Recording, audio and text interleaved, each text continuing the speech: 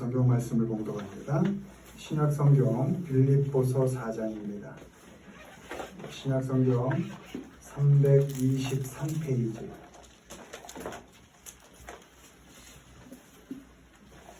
빌립보서 4장 11절 12절 말씀을 한 목소리로 읽습니다.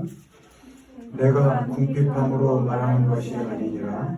어떠한 형편이든지 나는 자족하기를 배웠노니 나는 비천에 처할 줄도 알고 풍부에 처할 줄도 알고 모든 일 곧 배부름과 배고픔과 풍부와 궁핍에도 일체의 비결을 배웠노라. 아멘. 이 시간 우리의 미션 중창단 특별 찬양이 있습니다.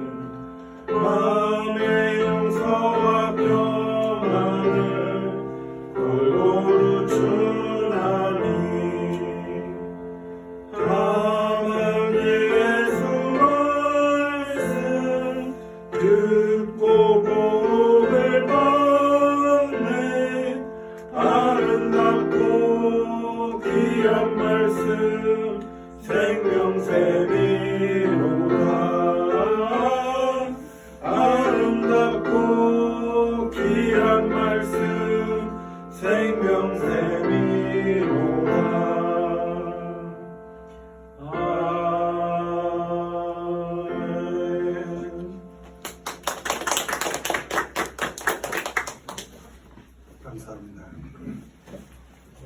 오랜만에 이렇게 모여서 예배하네요. 서로 얼굴 보시면서 반갑습니다. 이렇게 반갑습니다.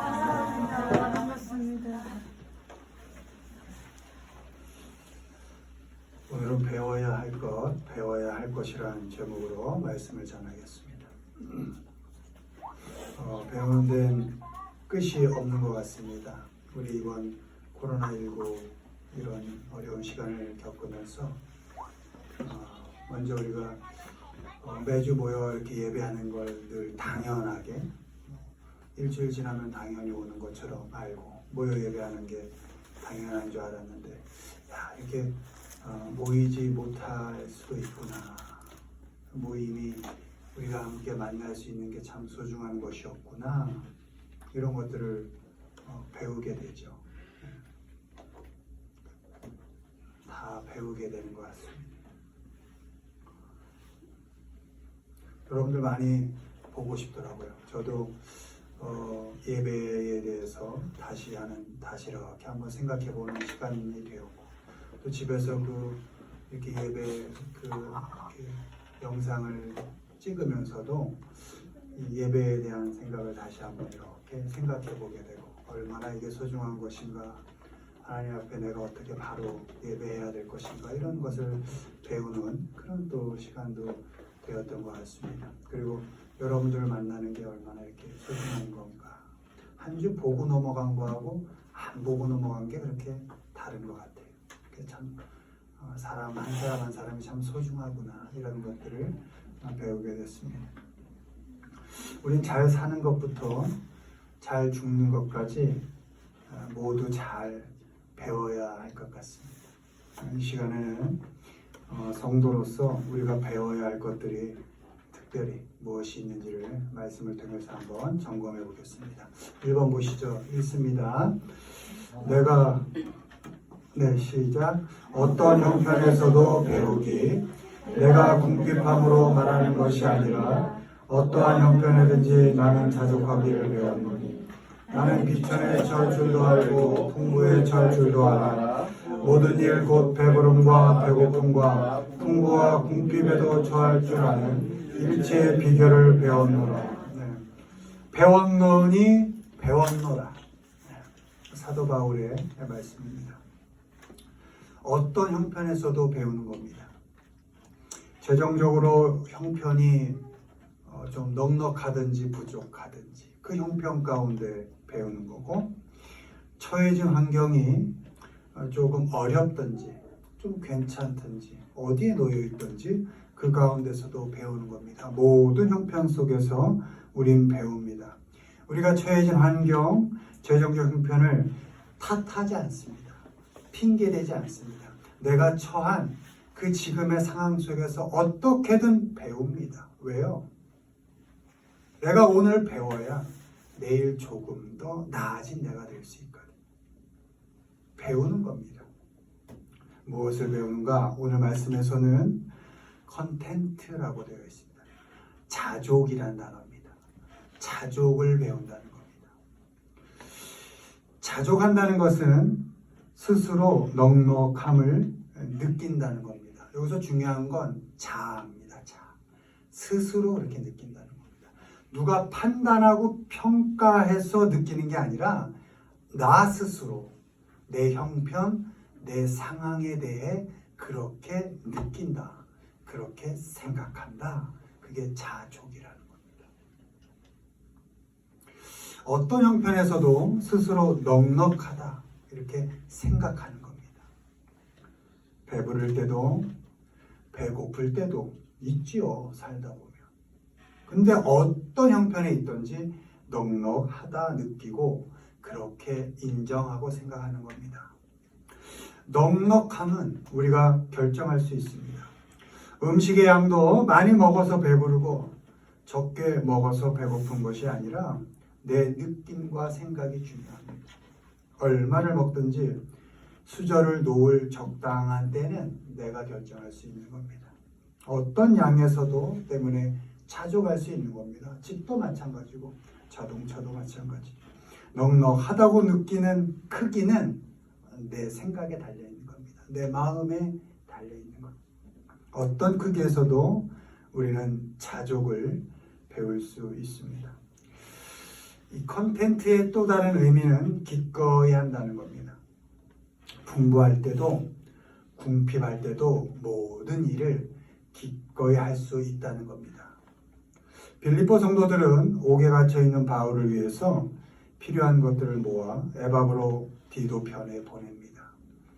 그들도 여전히 재정적 어려움 속에 있었고 교회가 박해당하는 고난 속에 있었지만 돕고 격려함으로 해야 할 것들을 기꺼이 했습니다. 바울 역시 옥에 갇혀 있지만 옥에 갇혀 있는 형편을 탓하지만 않았습니다. 해야 할 것들을 기꺼이 했습니다. 뭘 했습니까? 교회들을 위해 열심히 편지를 썼습니다. 그리고 교회들을 위해 하나님께 열심히 기도했습니다. 가르칠 것들을 가르쳤고 격려하고 위로했습니다. 감옥에서도 그런 일들을 기꺼이 했습니다. 우리도 어떤 형편 속에 있든지 기꺼이 하는 것을 배워야 합니다. 조건과 상황이 되어서 하는 것이 아니라 지금 놓여 있는 그 자리 그대로, 지금 처해 있는 그 형편 그 속에 그대로, 그 속에서 기꺼이 해야 할 것들을 하는 겁니다. 상황과 조건을 바꾸려는 게 아니고 또 형편 핑계대지 않고 기꺼이 하나님과 사람에게 해야 할 것들을 해 나가는 겁니다. 그것들을 배워가는 겁니다. 어떤 형편에서든지 내가 좀 만족하기를, 내가 자족하기를 배워가는 겁니다. 어떤 형편에서든지 핑계대지 않고 기꺼이 할 것들을 해내는 겁니다. 예전에 이렇게 어머님들이 그냥 땀이 뻘뻘 날 정도로 열이 나고 아파도 자식들 학교 갈 때 아침에 그 새벽에 일어나서 밥해 먹이고 도시락 싸고, 요즘은 도시락 같은 거 안 싸니까 좀 여유가 있죠. 그랬던 기억들이 있습니다. 엄마는 아파도 그냥 끙끙매고 일어나서 밥해 먹이고 도시락 싸서 보낸 다음에 다시 누워서 끙끙 또 앓는 거죠. 그런 시절들이 있어요. 그게 뭐예요?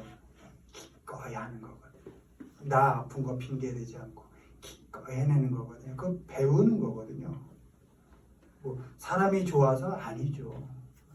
나 아플 땐 자식도 귀찮은 거거든요. 근데 기꺼이 해내는 거거든요. 우리가 어떤 형편 속에 있든지, 특별히 믿는 사람들 어떤 형편에도 자족하기를 훈련하시고, 훈련하지 않으면 안 되거든요. 그리고 어려움 속에서도 짜증나도 힘들어도 기꺼이 해내는 겁니다. 그 백종원 대표가 그런 데잖아요. 자기는 그렇게 할 수 없지만 그렇게 할 수 있는 척 하다 보면 그렇게 하는 게 쉬워진다는 것이죠. 기부도 막 티내면서 하고 싶지 않지만 해보면 어떤 순간은 그렇게 또 하게 되더라는 것이죠. 자기도 그렇게 척하다 보면 변해지더라는 것이죠. 그러니까 기꺼이 하다 보면 훈련되어지고 어렵게 하던 것이 조금은 그래도 쉽게 할 수 있는 그런 계기가 될 수 있을 것 같습니다. 바라기는 주님 안에서 기꺼이 만족하고 또 자족하는 법을 배워가는 우리 모두가 되기를 주님의 이름으로 축원합니다. 두 번째 읽습니다. 사람에게서 배우기. 이와 같이 에바브라에게 너희가 배웠나니 그는 너희를 위한 그리스도의 신실한 일꾼이요 성령 안에서 너희 사랑을 우리에게 알리니라. 아멘. 에바브라에게 너희가 배웠나니 이렇게 되어 있습니다. 우린 사람에게서 사람 대하는 법을 배웁니다. 에바브라는 골로새 교회를 개척한 사람입니다. 그리고 바울이 로마에 갇혀 있을 때 같이 갇혀 있으면서 바울의 어려움을 함께 했던 사람이 에바브라라는 사람입니다. 요전에 빌립보의 에바브라 디도라는 사람하고 다른 사람입니다. 우리는 이 에바브라로부터 사람 대하는 법을 배울 수 있습니다. 에바브라는 servant, 종이었다 이렇게 되어 있습니다. 진짜 종이었다는 의미가 아니라 종의 역할, 섬기는 역할을 잘했다 이런 의미입니다. 우리는 사람을 잘 섬기는 법을 배워야 합니다. 우리의 본성대로 하고 싶은 대로 우리를 놓아두면 우린 자연스럽게 무슨 방법을 써서라도 다른 사람을 이기려고 합니다. 그게 우리의 본성입니다. 죄성입니다. 그러나 사람은 밟고 누르고 또 협박해서 이겨야 하는 대상이 아닙니다. 섬겨야 할 대상입니다. 예수님도 세상을 섬기러 왔다. 이렇게 말씀하셨습니다. 그 높은 보좌에 앉아 계셔도 되실 분이 사람의 모양으로 이 땅에 오신 이유가 세상을 사랑하시고 세상을 섬기러 왔다. 이렇게 말씀하고 있습니다. 때문에 예수님의 제자 된 하나님의 자녀된 우리도 낮은 자리에서 사람을 섬겨주는 법을 잘 배워야 합니다. 에바브라는 faithful minister 이렇게 되어 있습니다. 신실한 일꾼이었다 이런 의미입니다. 누구를 위한? 너희를 위한 이렇게 되어 있습니다. 그리스도의 일꾼으로서 사람을 위해서 사람에게 성실하고 충성스럽게 일했다는 겁니다. 우리도 사람에 대한 성실함과 충성심을 배워야 합니다. 일을 열심히 하고 잘해야 하는 것 당연한 겁니다. 그러나 그보다 더 중요한 것은 사람을 성실히 대하는 겁니다. 이렇게 늘 갖게 대한다는 겁니다. 그리고 사람에게 충성을 다하는 겁니다. 여러분, 충성과 성실은 같은 단어입니다. 그러니까 사람에게 성실하다라는 건 그 사람에게 충성스럽다 이런 겁니다. 누구에게 충성스럽다 이런 건 그 사람에게 성실하다 이런 의미가 되는 겁니다. 일한다고 사람 놓쳐서는 안 됩니다. 그리고 사람을 일을 위한 도구로 사용해서도 안 됩니다. 우리가 살아가는 모든 일의 그 목적의 끝에 사람이 있는 걸 알아야 됩니다. 무슨 일을 해도 사람을 위해서 하는 겁니다. 때문에 사람을 위해서 일하고 사람에게 성실하고 사람에게 충성을 다하는 법을 배워야 합니다. 그리고 에바브라는 your love 이렇게 되어 있습니다. 너의 사랑을 이야기하는 사람이다. 사랑을 말하는 사람이었다는 겁니다. 우리도 어떤 사람에 대해서 말할 때 그 사람의 사랑의 크기와 정도를 말할 수 있어야 합니다. 그 사람이 얼마나 너를 사랑하고 있는지를 전해줄 수 있어야 합니다. 그 친구가 널 너무 사랑해. 이렇게 얘기하더라. 하고 그 사람이 얼마나 사랑하고 있는지를 말해줄 수 있어야 한다는 겁니다. 그 사람을 욕하고 판단하고 정죄해서 그 사람을 죽이는 말들을 삼가할 뿐만 아니라 쓰레기 같은 말을 듣고 있는 지금 내 앞에 있는 그 사람의 마음 또한 더럽히고 어지럽게 하는 그런 말들을 삼가해야 한다는 겁니다. 누군가에게 다른 사람의 이야기를 할 때는 그가 너를 얼마나 사랑하고 있는지에 대해서만 이야기하는 겁니다. 그걸 배우라는 겁니다. 어떻게든 사랑의 말을 전하도록 훈련하고 배워야 합니다. 여러분, 남 판단하고 남 욕하고 남 헐뜯어서 그 잠깐이 재밌을 것 같지만 듣는 사람을 죽이고 결국 내 영혼이 피폐해집니다. 그러니 어떻게 해서든 애써서라도 사랑의 말을 전할 수 있어야 합니다. 어떻게든 어렵게 뽑아내서라도 99가지 단점이 있더라도 한 가지 장점 뽑아내서 그 사람의 사랑을 전할 수 있어야 합니다. 그렇게 배워야 합니다. 훈련해야 합니다.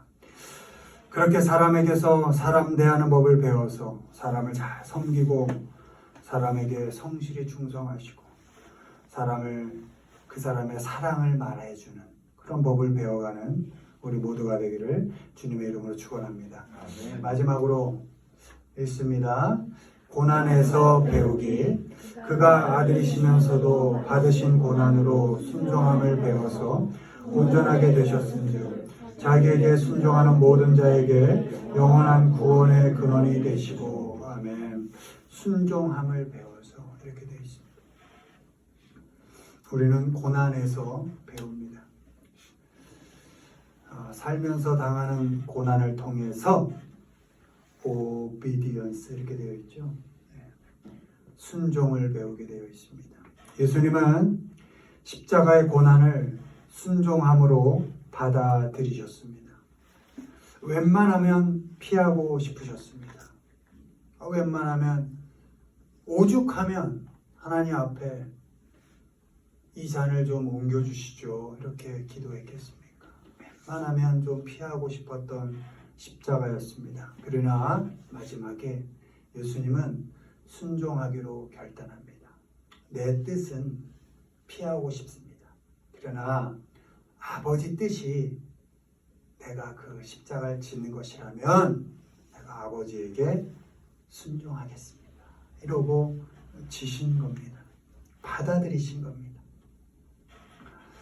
순종을 통해서 예수님은 온전하게 되셨고, 순종함으로 결국 하나님의 자녀들을 순종하게 하셨고, 그리고 순종함으로 결국 모든 사람에게 구원의 근원이 되신 겁니다. 우리도 고난을 통해서 순종을 배웁니다. 매일의 삶이 만만치 않고 숨 쉬는 것도 힘들고 고통스러울 때 있지요. 또 우리에게 주어진 고난이 그 속에서도 그렇지만 그 고난이 우리를 자라게 하고 성장시킬 것을 믿기 때문에 우리는 그 고난을 받아들이고 순종하면서 기꺼이 겪어내고 견뎌낼 수 있습니다. 또한 순종만이 순종을 가르칠 수 있기 때문에 우리는 순종합니다. 그 어떤 협박과 위협도 순종을 만들어내지 못하는 것을 우리는 압니다. 우리가 순종하고 겪어내며 자라난 그 고난의 모든 시간들을 통해서만 우리의 자녀들을 순종하게 가르칠 수 있습니다. 우리가 순종할 때 자녀들이 순종을 배운다는 겁니다. 그리스도께서 하나님께 순종함을 통해서 우리에게 순종을 가르치셨던 것처럼 우리도 하나님께 순종함으로, 우리도 부모에게 순종함으로 자녀에게 하나님께 순종하는 법을 가르칠 수 있고 부모에게 순종하는 법을 가르칠 수 있는 겁니다. 협박으로 안 됩니다. 위협으로 안 됩니다. 강권함으로 되지 않습니다. 그저 내가 먼저 순종함으로 순종을 배우게 할 수 있는 겁니다. 내가 먼저 순종함으로 우리의 자녀를 온전하게 자라가게, 온전히 성장하게 그렇게 가르칠 수 있는 겁니다.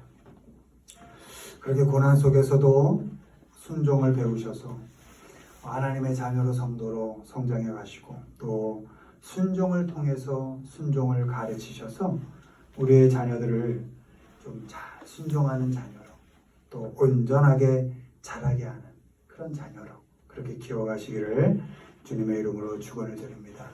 말씀을 맺습니다. 어떤 형편 속에서도 넉넉한 마음 가지는 훈련하십시오. 강박해지지 마시고 자족하는 법 배우십시오.